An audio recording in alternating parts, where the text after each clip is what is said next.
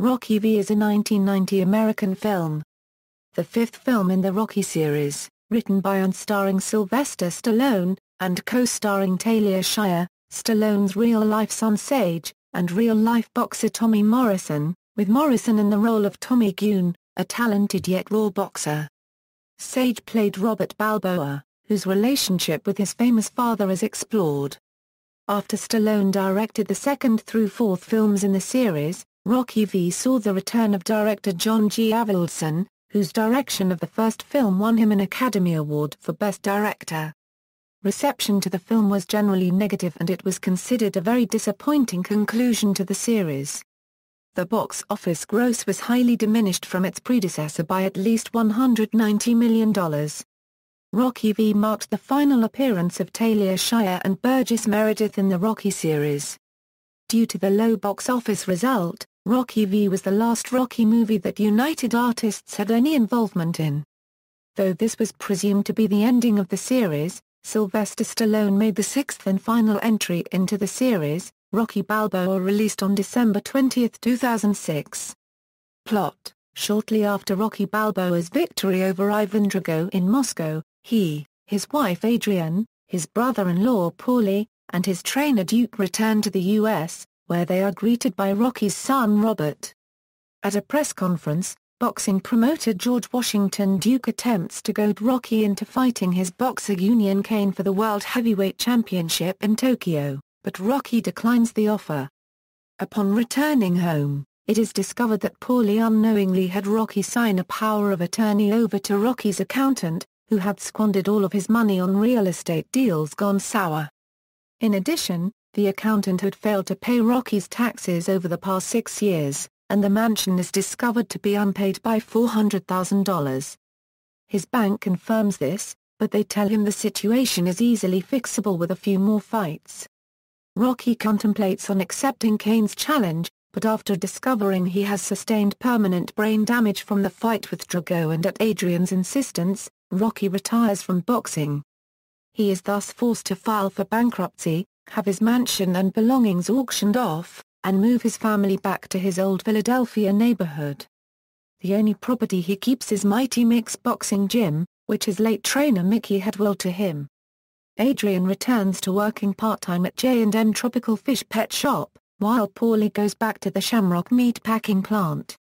One day, Rocky and Paulie meet a hungry young fighter from Oklahoma named Tommy Gunn, and Rocky takes him under his wing. Training the young fighter gives Rocky a sense of purpose, and Tommy fights his way up the ladder to become a top contender. Rocky eventually becomes so distracted with Tommy's training that he winds up neglecting Robert, who becomes withdrawn and angry. He falls in with the wrong crowd at school and as a result, he begins acting out at home. Meanwhile, Tommy's impressive rise through the ranks catches the eye of Duke, who uses the promise of a title shot against the newly crowned Kane to lure him away from Rocky.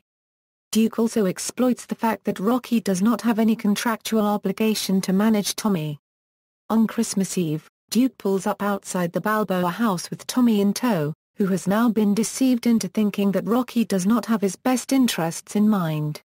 When Rocky tries to talk him out of siding with Duke, Tommy drives off in a huff, leaving Rocky for good. Adrian attempts to comfort Rocky, but his frustrations finally boil over.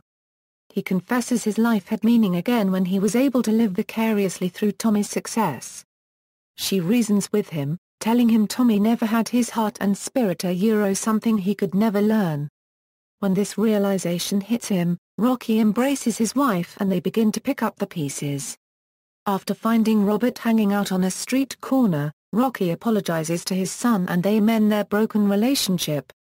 Tommy wins the heavyweight title by knocking out Kane in the first round, but is booed by spectators and hounded by reporters after the fight. They insist Kane was nothing but a paper champion, because Kane did not win the title from Balboa. Therefore, the public would never consider Tommy the real champion unless he fights a worthy opponent, like Rocky. With Tommy enraged by the press's reaction, Duke convinces Tommy he needs to fight Rocky man-to-man. Duke and Tommy show up at the local bar to goad Rocky into accepting a fight.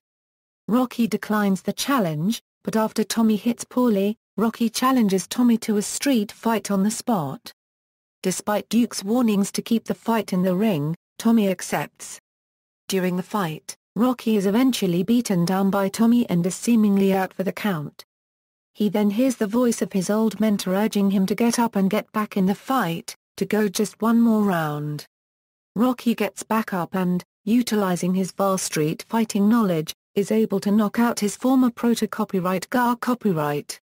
While Tommy is being escorted out of the premises by the police, Duke threatens to sue Rocky if he touches him, but after a brief hesitation, a penniless Rocky knocks him onto the hood of a car and quips, "Sue me for what?" The next morning, Rocky and Robert take a jog to the Philadelphia Museum of Art, and Rocky gives his son Rocky Marciano's cuff link, given to him years ago as a gift from Mickey. The film ends with a shot of Rocky's statue looking out over the Philadelphia skyline. Cast: Sylvester Stallone Euro Rocky Balboa, Talia Shire Euro Adrian Balboa, Burt Young Euro Paulie Pennino, Sage Stallone Euro Robert Balboa Jr. Tommy Morrison Euro Tommy Gunn, Richard Gant Euro George Washington Duke, Tony Burton Euro Tony Duke Evers, Burgess Meredith Euro Mickey Goldmill, Michael Williams Euro Union Kane Dr. Rimlin, Pat Cronin. The film contains cameos by several sports writers and boxing analysts, most notably Al Bernstein, Stan Hochman and Al Meltzer. Rocky's priest friend Father Carmine makes his second of two appearances in the Rocky series, the first being in Rocky II. The character Tommy Gunn was played by Tommy Morrison. Morrison's nickname prior to his retirement from boxing was the Duke, similar to George Washington Duke, who becomes his manager in the movie. Morrison has claimed to be the grandnephew of John the Duke Wayne. Michael Williams, who plays Union Kane, was also a real-life boxer. He and Morrison were to have an actual match about a month after Rocky V was released, but had to be cancelled when Williams was hurt. The match was being hyped as the real Kane vs. Gunn match. Jodie Letizia, who played Street Kid Marie in the original Rocky, was supposed to reprise her role here. Her character was shown to have ended up as Rocky predicted she would, a prostitute, but the scene ended up on the cutting room floor. Although she can briefly be seen during the street fight at the end, the character would eventually reappear in Rocky Balboa, as a bartender and confidant to the aging Rocky. Actress Geraldine Hughes took over the role. Kevin Connolly, who gained success as Eric Murphy on HBO's Entourage, was in his first acting role as neighborhood bully Chicky. Production: some of the fight sequences were filmed at the Blue Horizon in Philadelphia, a venue which was a mecca for boxing in the city during the 1970s.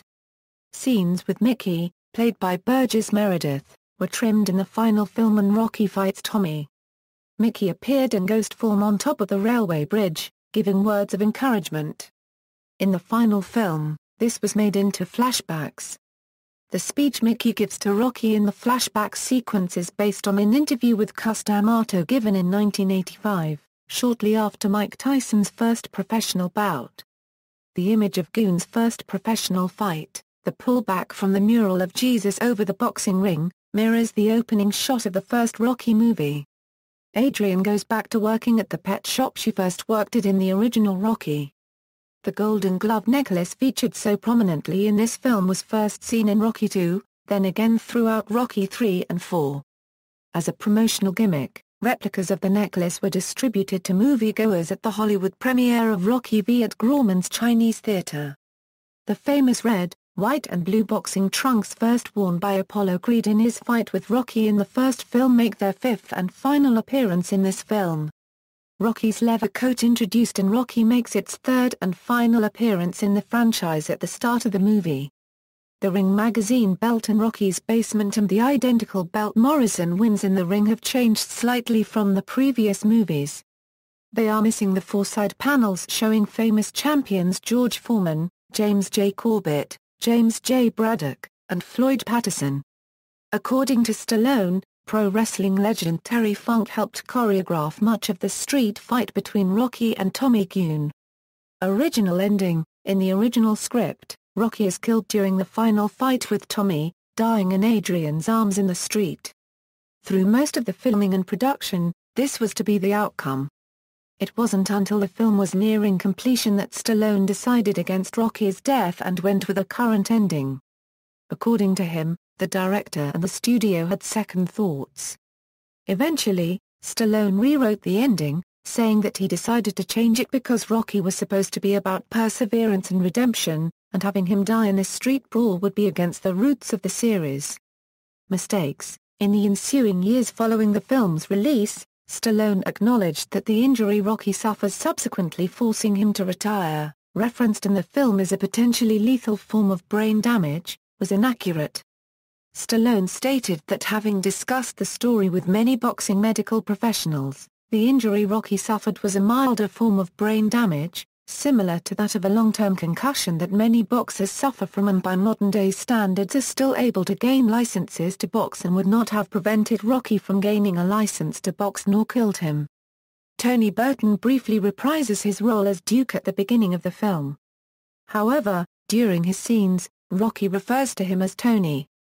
In the credits, Burton is credited as playing Tony, as opposed to Duke. Rocky V is the second time in the series to do so, with the first being Rocky II as Apollo asked, "What are you afraid of, Tony?" Rocky Balboa names Burton's character, Duke Evers. Most fans take this to imply that his name is Tony Duke Evers. Music.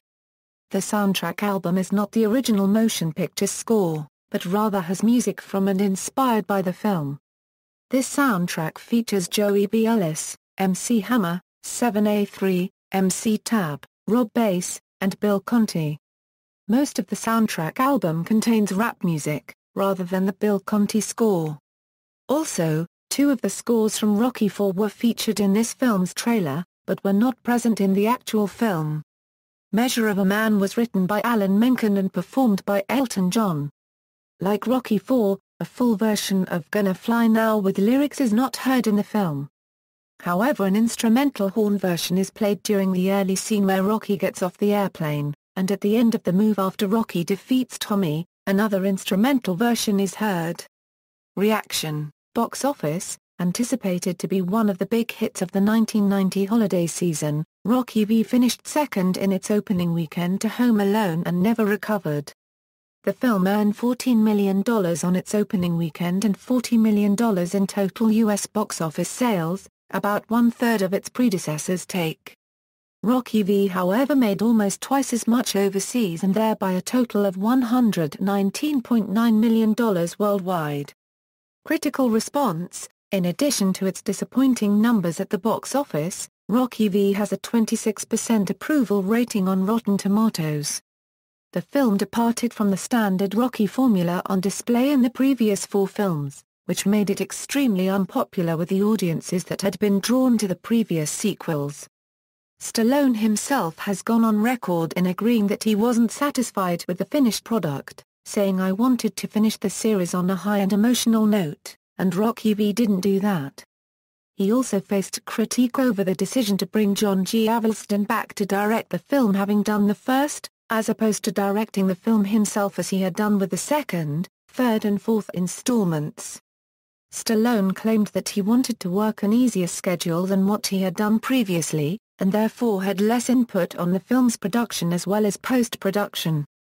Criticism was also drawn from the film's ending, claiming following Stallone's last-minute decision not to kill Rocky, the film's build-up and narrative was lost.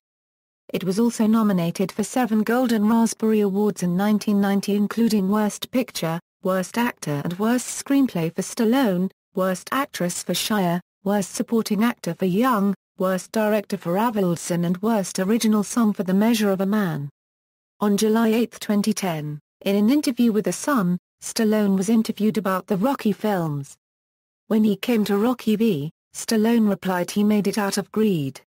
Nonetheless, Stallone was still praised for his performance and the film received some positive feedback from some fans, with the Los Angeles Times regarding it as the best of the Rocky sequels.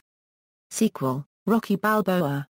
As a result of, and in response to, Rocky V's poor box office performance, 16 years later, Stallone wrote, directed and starred in Rocky Balboa, the sixth and final chapter to the saga.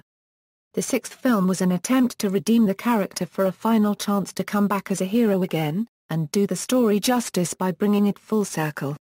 As for Rocky's ability to fight again, Stallone suggested that advances in medical science during the period between the films had shown that the injuries mentioned in Rocky V were less debilitating than once thought, and that he would receive a clean bill of health today.